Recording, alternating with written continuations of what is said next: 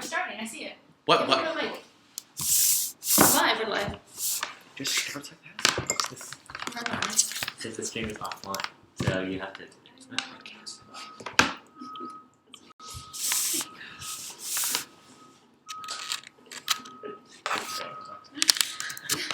Oh, there's interesting. Yeah, I'm probably on there too. Okay. We're live. Okay, we're live. I think we're live. Hi, Internet. I fixed it. Yes. Are we going to get on basic then? Yes, so start it off, so go ahead. Thank you guys for joining us. This is Makers Grow Live, where every week we sit down with business leaders and entrepreneurs and get real advice on starting and scaling a business. This week we have Shama Maher, and she came to visit us from the sunny California. Yes, sunny Los Angeles. Yeah, and Shama is CEO and retail strategist at Scaling Retail. Shama, thanks so much for joining us. Thanks for having me. Thanks for your patience with all the technical difficulties.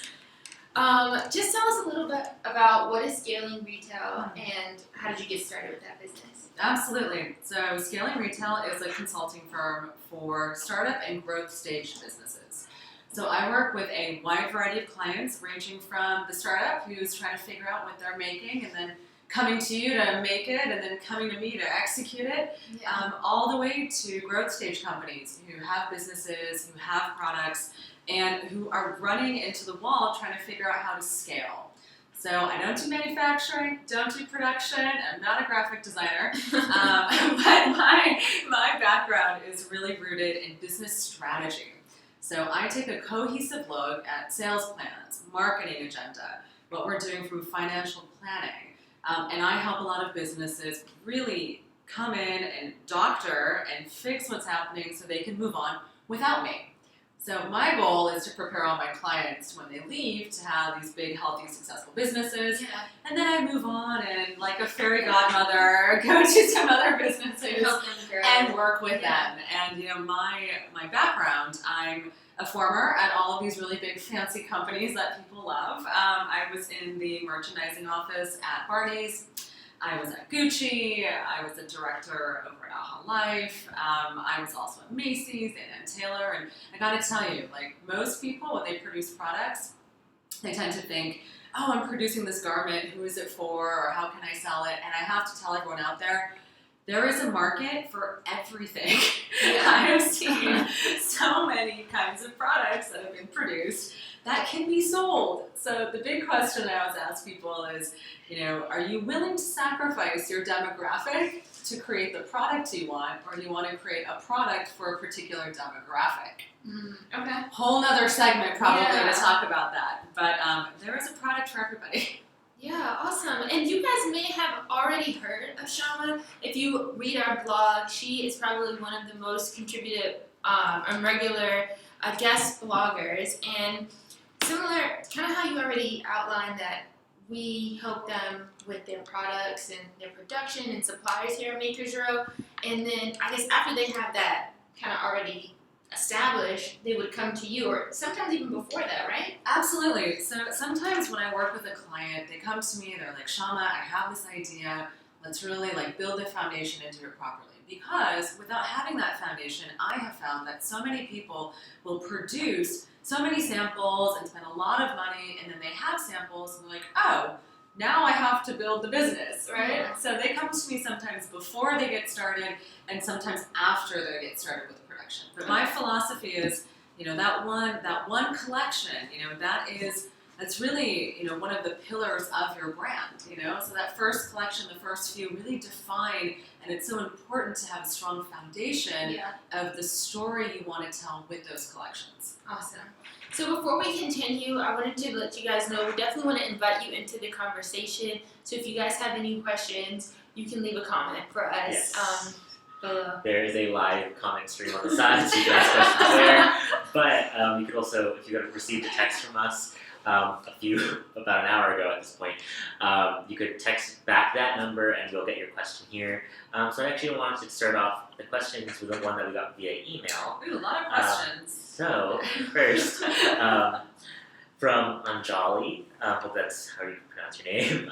So her first question is, how do I make sure I'm not undervaluing or overcharging for my product? So that's an amazing question. Anjali, I would say that for you and for pricing your product, it's super important to think about your brand story. So what tends to happen is we will produce a product and they'll say, okay, well, here's my cost price, and I'm going to 2 times my cost price to get my wholesale price. I'm going to 2 times that to get my retail price, which is like a very basic way of looking at pricing. The true way of looking at it is to say, what is my perceived value? What is the market going to value my products at? Who are my real competitors? Not aspirational competitors, not the people who've been around for 15, 20 years, but who are the other brands in my space who are selling at the stores or have the distribution that I want. Then from there, you take a look at your brand story. What is your website? What does your social media say? And based on the copywriting, your images, your models, all of that can tell either a very expensive story or it can tell a very aspirational story. And what's interesting here, guys, is if you take a look online at black t-shirts, right? Black t-shirt can be, cotton black t-shirt can be $300, $200, $150, and $20.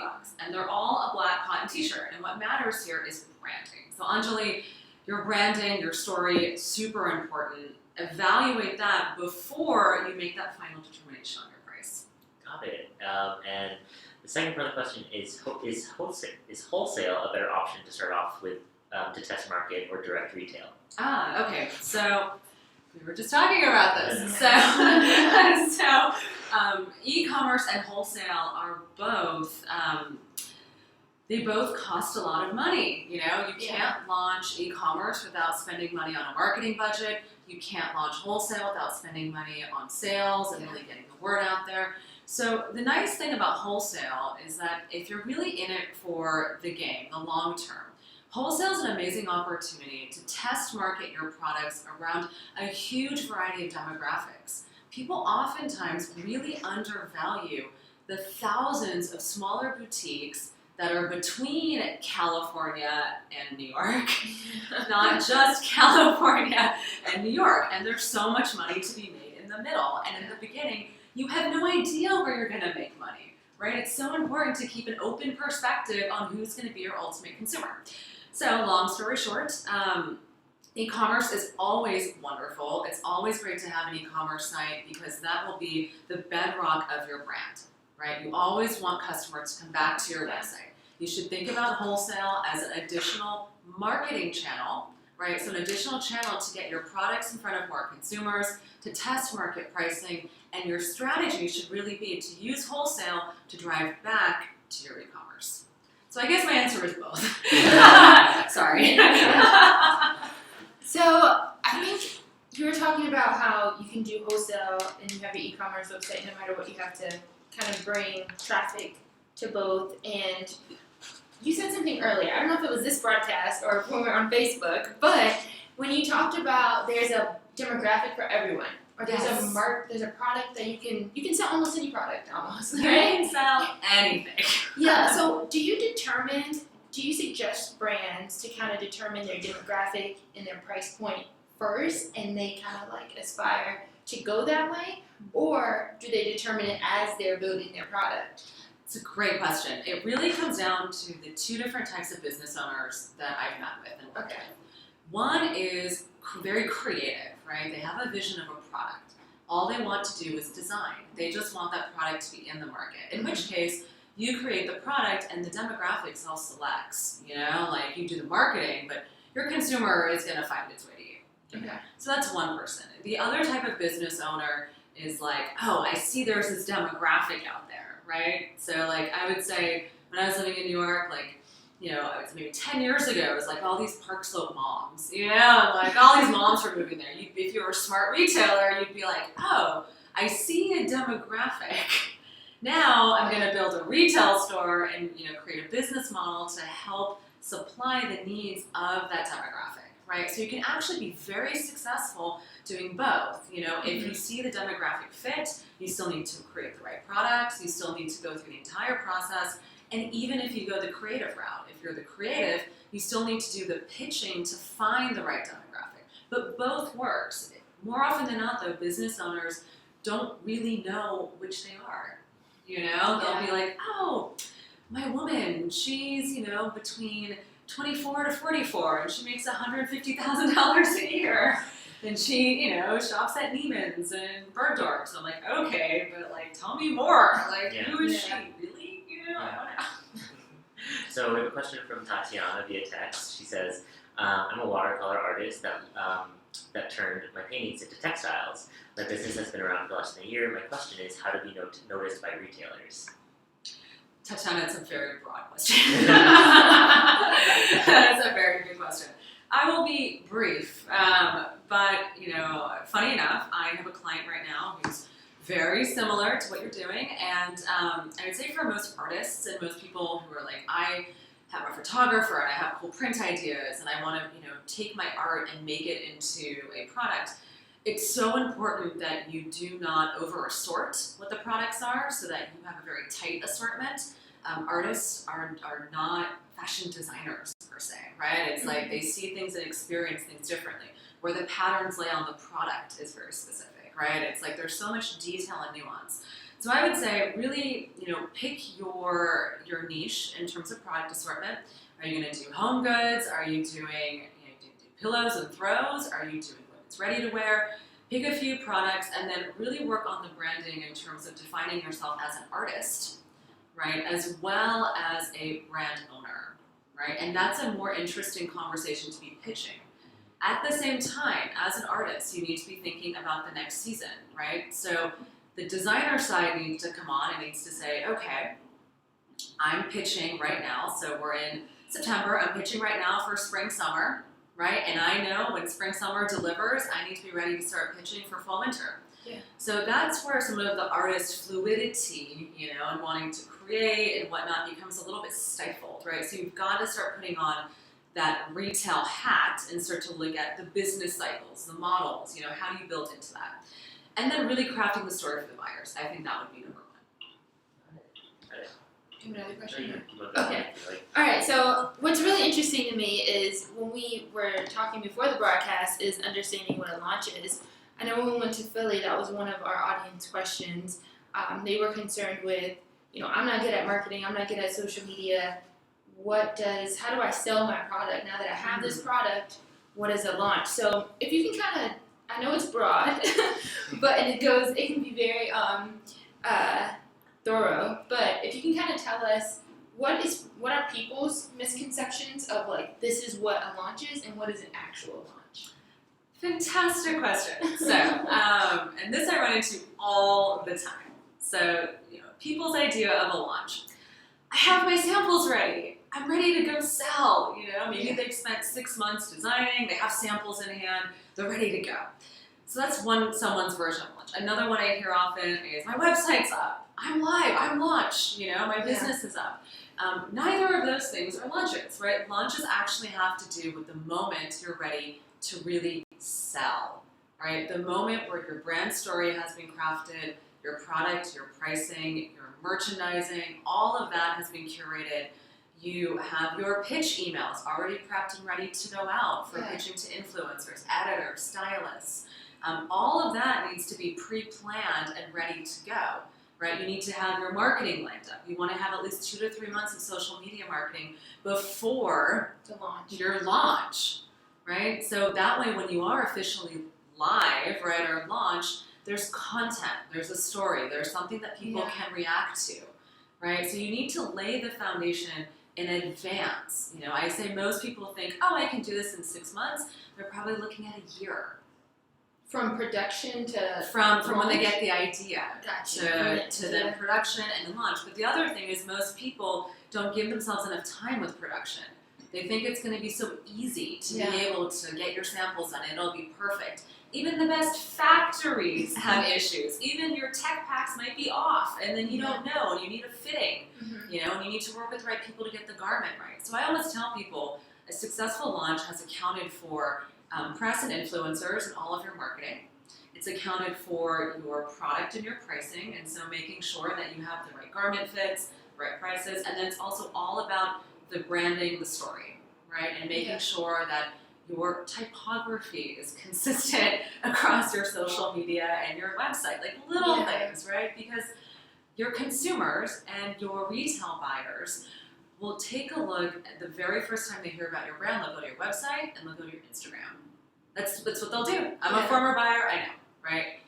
Website, Instagram. If those two things aren't tight, then you've got to go back, right? So it's important to take the time to build your brand so when you are ready to go live, you know that you haven't just put in 50% of the work, you've put in 150% of the work, and you're ready to really represent your company the best way possible. The question I always ask people is, would you follow yourself on Instagram? Yeah. Would you buy something from your own website? That's really good because I think a lot of people are like, oh, do I need to be on Twitter and Snapchat and Instagram and Facebook? Yeah. But I think just giving that bit of advice is like the two, if you should focus on two things, it should be the website and Instagram. Exactly.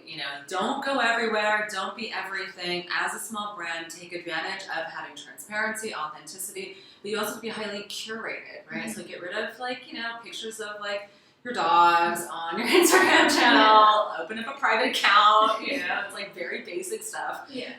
But you are what you say you are. So the moment you say you're a business owner and I'm a brand owner, then treat yourself like that. Come off as professional as you want to be perceived. Awesome. So we have a question from Amalia on YouTube. She says, would you start a brand by just doing samples and go to markets, wait for orders, or invest in a quantity of products and go sell them? I'm curious how to manage my investment. So I would not invest in a quantity of products to go sell them. I would create samples and I would create maybe a little bit more, to have some buffer on the back end. My strategy would be create samples, go to launch market strategy for wholesale. On the back end, I'd have maybe, depending on your many SKUs, I'd maybe pad in some inventory, and I'd take that inventory and use that either for gifting. I would use it for sending out to consignment in order to get some initial distribution, and I would keep it for any type of pop-up shops or any type of live events that I would do. But I wouldn't buy inventory and assume that someone's going to buy it from me at that time. A lot of retailers do buy immediates, but most of them are still buying in advance schedules. So then the question of how much should I launch with, and how much inventory? So maybe how many pieces in my first collection should I launch with, and then backing that up with how much inventory. And if that doesn't make sense, clarify. I'm do I need to pull out my calculator right now? Just okay, so let's make it a women at leisure brand. Okay. All right, and we're gonna launch this summer. Okay. Next summer. So I would say if you're gonna launch a small line, will launch with 15 SKUs. Okay. That's a small line. If you are going after a full collection and you want to take it more seriously, you're looking at 30 to 70 SKUs. Got it. Right? So depending on if it's capsule, right? If you're oh, I'm gonna have a capsule collection. It's 15 SKUs. If you're full collection, 30 to 70 SKUs. And I would say in terms of units, backing that in, you would want to, so I would take a look at what my marketing schedule was for launch. What are the activities that I'm going to be engaging in? So I always say in the first, 6 months, it's nice to do some kind of in-person selling event. Okay. That's either a pop-up shop or something else, right? So you estimate at that point, you probably want to have, and let's say your size runs, you're at a extra small, small, medium, large. So I always break down my inventory in terms of a 1, 2, 2, 1. Okay. Right? So that's the very basic way. I'm not going to do all the math because I'm totally going to get it wrong. But so basically, you take the 1, 2, 2, 1 of your basic assortment planning, because that's how we assume people are going to buy merchandise on your website. Okay. Right? So people buy, they usually buy in buyers when they buy. It's usually a 1, 2, 2, 1, right? That's usually, they hedge their bets on the smalls and the mediums, with the outliers being the extra smalls and the larges. So that's the real fundamentals. Then going into that, I would say, okay, I have a marketing event to do a pop-up shop, right? I'm going to plan to sell on the very low end, let's say maybe 20 pieces for that weekend, right? So then I'm going to allocate from that, okay, 20 pieces for this. Now, here's my marketing strategy to get people to come to my website, right? I'm going to set aside X amount of dollars in budget Yeah. to get 5,000 people to come to my website with the projection of, let's say, maybe 3% of those people actually convert to buy something, right? So again, whatever that math is, the 3% of the 5,000 turns into the number of units I think I'm going to sell that month, right? Or that week, or however big your marketing budget is for that. Then I put that number aside. I go, okay, so that's another inventory allocation. Then I look at my gifting program, right? I do believe in gifting. You gift the influencers, you're gifting editors. If you're working with stylists, you're also probably going to end up gifting some product. Does that go into your marketing budget? That goes into the marketing budget. So then I sit down and figure out how much inventory do I want to set aside for that, and then I put that number aside. Then I think about padding it in, right? So if I am going to be pushing for immediates, when I do actually have my production, when it goes live, if I want to push immediates, then I think about how many doors am I going to go store to store for, and see if I can get in there from a consignment standpoint. Okay. Right, and then I allocate those units. So there's no like magic number, but those are the different ways of thinking about how you get an inventory amount. If you notice, it wasn't like everyone should start with 100 pieces. Yeah. You know, it's like you might start with 500 pieces, right? Depending on your go-to-market strategy. Again, I know it sounds like very minute and specific, but if you're not minute and specific, then you end up producing things haphazardly. You end up with too much inventory or not enough, and then you've started your business on the wrong foot. Yeah. And I think there was that 1221 sounds familiar. I think you wrote Yes. a blog post about how It much did. inventory. And that goes into more detail. Yeah, so we'll definitely put a link out because I'm sure, as you guys can tell, Shama has a wealth of knowledge. And if you guys want to continue asking your questions on anything specific, I'm sure she'll be able to take whatever you throw her way. Yes. Also, do we have another question? Yes, and this one's very long. And I don't know if it's for Shama specifically, but we might be able to get this one. Okay. For me to get my company off the ground, I'm going to launch 2 pieces to get started and build capital, but I'm not sure how to go about production. Options I've considered are ordering the materials myself I need from a manufacturer and making the product myself, which would cut my costs a lot and allow for me to have good quality control. The second is to invest in manufacturing and have it all outsourced. The only issue with me making the product myself is I'm fairly new to designing and don't have the equipment and don't know things like how to grade a pattern. So, Mike, do you have anything Wow. to If you don't know if you know what you don't know, then you have to find someone who knows how to do what you don't know. That's like one of the number one. So when I sit down and work with clients, one of the very first conversations is, I need you to make a list of everything, like all of your core competencies. You know, tell me everything you're really good at. Like, what are the things that I know I can count on you for? Now, what are all the things that you're either, afraid to do? You're like, I don't know if I want to do that, or I'm not so confident in that. And all of those things, right? Those are things that you're either going to learn or we're going to outsource, right? So if you're working with me and there are things I know, then we learn together. But if it's like grading and pattern making and all of those things, you've got to find a professional, because otherwise, like I said maybe 2 minutes ago, you're going to have so many sample runs and you're going to spend so much money trying to get something done, but you're not going to be able to know how to get it done right the first time. Yeah. So I say go to the professionals, especially if you're a first-time designer and you have ideas, but you're not trying to translate that. You guys want to chime in on that?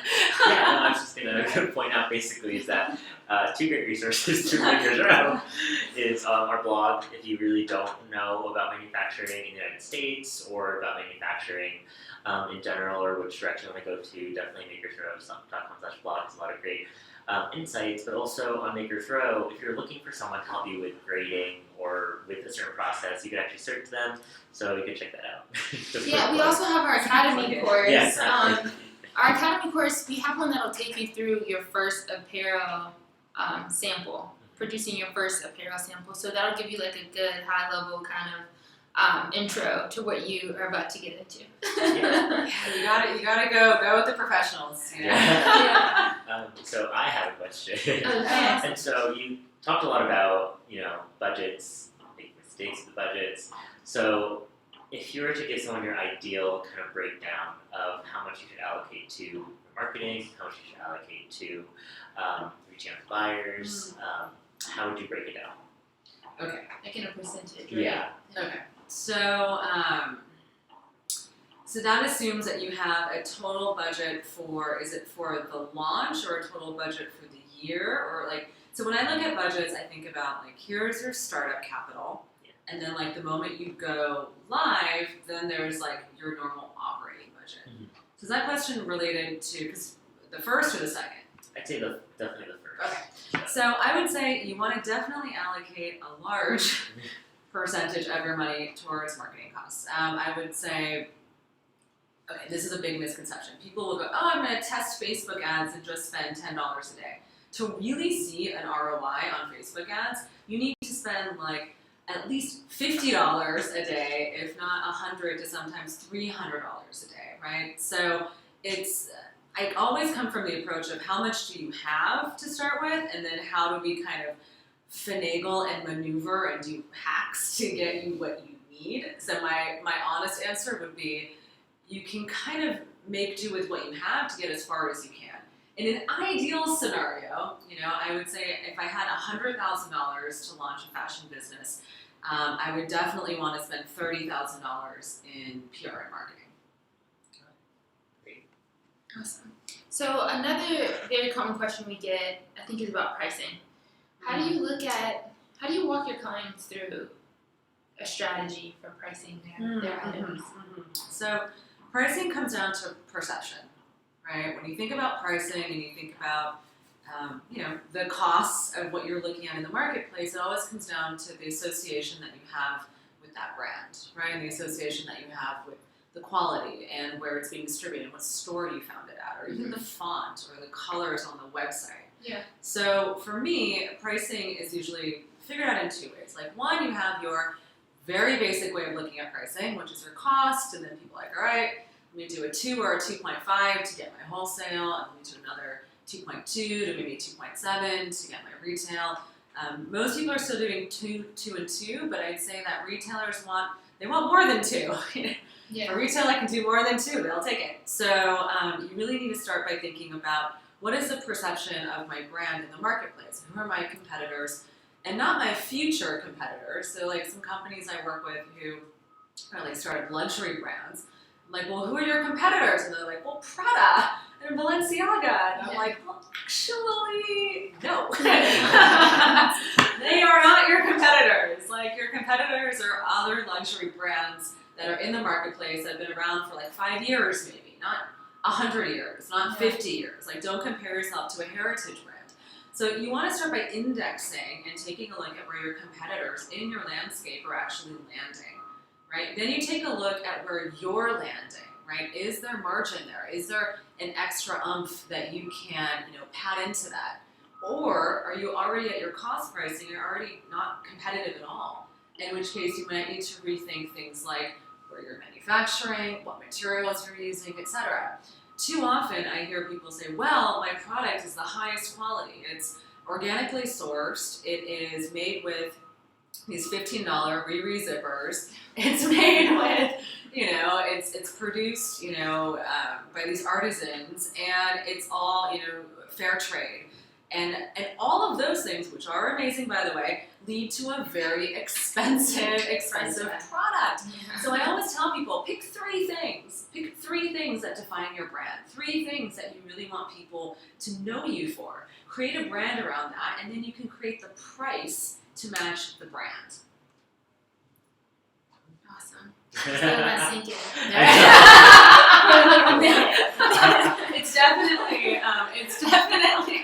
It's like a little esoteric, It's kind of like, all right, like what does that mean about pricing? But it's important, and it's just beyond a formula, right? It's like, the biggest thing that we are up against today as brand owners versus, even 15 years ago, right? Early 2000s versus now. So much more transparency, so many more consumer touch points, so many more opportunities for people to get to know you, and so many more opportunities for your products to get into the hands of people. So branding and storytelling has never been more important, and just because you have a product idea doesn't mean you have the brand story. And if you think you don't have a brand story, you can make one up. Like it doesn't have to be some genius, like aha moment. You can make up a story. That's what good copywriters are for. That's what I'm here for. It's like you can help Yeah. people define that Yeah. story. So that I think is super important, especially for anyone who, might have been in the industry before, and is coming back into it. It's like there are so many more resources now and different ways of thinking about doing business. Awesome. So I'm interested to hear like a scaling story. Yeah. A brand, Yes. a brand that you've worked with. Mm. Maybe if you could share the name and some specific examples of like maybe they came to you and they're like, I can't keep up with the demand, right? And how do I scale Yeah, of course. strategically? Of course. So I only disclose names when my clients allow me to. Okay. So this particular, and maybe it's mostly because it's a growth story that maybe they don't want me to. But anyways, yes. So I had an amazing client, and I still have them. And when they started working with me, they had just a couple doors, online and in very small orders. Mhm. And one of the things that we have done together is we've actually created with them. It's really the scaling comes in the like negotiations process, right? The scaling comes in the like driving traffic process. So what we ended up doing was getting really tight and specific about how they were negotiating their reorders and how they were negotiating their future contracts. So what happens is with small brands, there tends to be a little bit of imposter syndrome, Okay. where a brand feels like they're not in the game or they're not ready or they're not enough and they have to keep proving themselves. Mhm. And the truth of it is you are what you say you are, right? So as soon, and yes, you might need experience, but you are a business owner, so Yeah. like don't let anyone tell you otherwise. So what happened was we changed the way that they started pitching their emails to buyers. Right, we started using less lengthy emails and very like specific to the point. This is what I'm selling. These are my current distribution points. This is my current press. Mhm. And we started to leverage very short, specific, casual emails to start to get more and more buyer appointments. Now, when you get those buyer appointments, it's also again important to then figure out how do you negotiate that sale in order to look like you're intelligent and like you're in this industry.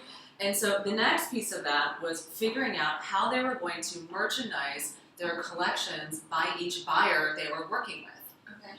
right? And then also figuring out how many units their minimums were going to be, Mhm. and then always starting higher than that, Okay. right? So oftentimes smaller brands, when they're doing well, it's because they have a bunch of small accounts.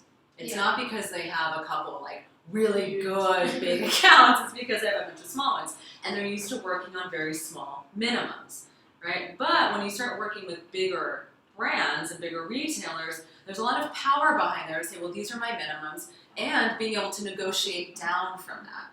The other thing that's important when scaling and negotiating is understanding things like, how can I engage with this retailer to make it more enticing to work with me? Retailers will ask for co-op advertising, where they want you to put money into their advertising dollars so they can actually use your products in their catalogs, right? Barney's does this, right? Every time there's a catalog, there's co-op advertising involved. Yeah. If you come to the table saying, I'm ready, like I want to do co-op advertising with you, it shows them again that you're ready to grow, right? You're ready to take on that business, that expense in order to have a collaboration. Yeah. Other things like your payment terms, right? So being flexible and understanding all the different ways in which you can offer payment terms. So these are things that we actually implemented in order to help your business go from just a couple small doors to much bigger accounts and much higher volume. So we're talking about going from maybe like $20,000 a season in wholesale orders to $150,000 in wholesale orders. So when do you know you're ready to kind of think strategically about scaling like that? Is it, all right, I have a few doors, I have a few accounts, or is it, I'm doing really well just online, it's time to scale? What's Yeah. the point that you can... That's a great question. So what you need to think about is, what are the future goals of my business? So have I started this business because I want to be in Nordstrom's one day? Or have I started this business because I want to be in all the boutiques across the country? Where, either is great, but what are you, right? So number one is figure out what's the carrot that makes you want to go after your business. Then once you've landed, I'd say, from a e-commerce standpoint, when you think about scaling e-commerce, a lot of that comes to spending more money on your marketing dollars and being able to do more advertising, right? Because those are the ways in which you grow and get a lot more people to visit your site. People very much underestimate the number of people they need to come to their site in order for conversion, right? So it's not as simple, again, as putting some money on like Facebook advertising. And, well, my post saw like 5,000 people, and how come no one clicked? Well, did you do all the testing of all the different copy and the pictures and the demographics? How specific did you get? So if you're ready to scale on e-commerce, I would say it's really after you've been in business and you know that someone wants your product, aside from your friends and family. You know, you have to have some proof of concept. So I'd say in business, 6 months to a year, you have some recurring revenue. You may not be like totally in the black in terms of being profitable, but you know that there's something there, right? Yeah. Then you can start to think about investing more money once you have traction into gaining more visitors and more traffic. Then you're going to really figure out how many visitors you need to get that conversion and get that sale. On the buyer side of things, on wholesale, I'd say it's definitely you've been in a couple doors, you know how to ship product, you know how to deal with deliveries, you know how to deal with chargebacks, you know how to deal with dealing with vendors who can't pay you, right, with retailers. So for the side of the brands, when it comes to wholesale, you need to have practice. You know, it's like scaling up isn't going to happen unless you have a few seasons of selling consistently under your belt, right? Because otherwise, why should a retailer invest and spend money on you if you don't have the track record to be able to deliver the goods? Got it. Do you have any more Another questions? question from YouTube. Amalia asks, who would you hire to do advertising marketing for you? A freelance company or try it yourself? Okay, so if your budget is like really small, your budget's really small, you can play around it with yourself, you're not going to be as effective. If you have more money to invest, then I would definitely say hire someone to do it for you. Because they're going to be able to run all of the tests to be able to figure out what's working and what's not working. Unless you're very diligent, you're very organized, and you can kind of have that analytical brain, it is very difficult to be able to turn off the creative side and go, okay, I'm in my Facebook marketing advertising side, and now I'm looking at demographics and click-throughs and, you know, audience network versus like mobile face. You know, it's like that is a different side of your brain. So if you have someone on your team who is really analytical and who can take that on and who's willing to learn and spend the time researching, etc., then yeah, that person's a part of your core team. Amazing. If it's not a core competency, hire it out. Do we have any other questions? No, and we're about time. So. Yes. So I was making sure we didn't miss anyone. But before we end, we want to get to know a little bit more about Sharma. So we're going to do a rapid fire questions. So whatever comes to your mind first when I say this, okay? Who is your hero? Oh my God, who's my hero? Starting it light. Gandhi? I don't know. There you go. That's a really good answer. Yeah. Hidden talent. I used to tap dance. Oh, that's cool. You should tell us that before. Well, we're having technical difficulties. Yeah, right? Adidas or Nike? Nike. Your best purchase? Oh my God. So I have this amazing Gucci Python handbag. Oh my God, it's so beautiful. It's like, it's a she. She's beautiful. She's handmade, it's army green color, all suede on the inside. Oh my God, hands down, like my favorite purchase ever. I know, right? Are you a morning or night person? I think I'm a morning person, but I can do night, you know. Who would you go back in time to meet? I would go back in time to meet, like, I don't know, I'm really interested in, like, tribal and indigenous cultures, so, like, maybe some, like, shaman from, like, you know, 300 years ago. Okay. What is the worst clothing trend? Oh my God, I'd have to say it's wearing clothes that don't fit. You can wear anything, but if it doesn't fit, just like, please don't wear it. Yeah. That trend will never go away, I don't think. Yeah, no. Alright, what's your pet peeve? Oh my gosh, when people chew gum when they talk to me, Oh my god, it drives me crazy. Any pets? I'm dying for a dog. I really want a big one that I can wrestle with. But no pets right now. What's your favorite word? Lately, my favorite word has been arbitrage. Wow. Worst fear? Worst fear is actually this is kind of like a morbid thing, but my worst fear is like not being conscious when I die.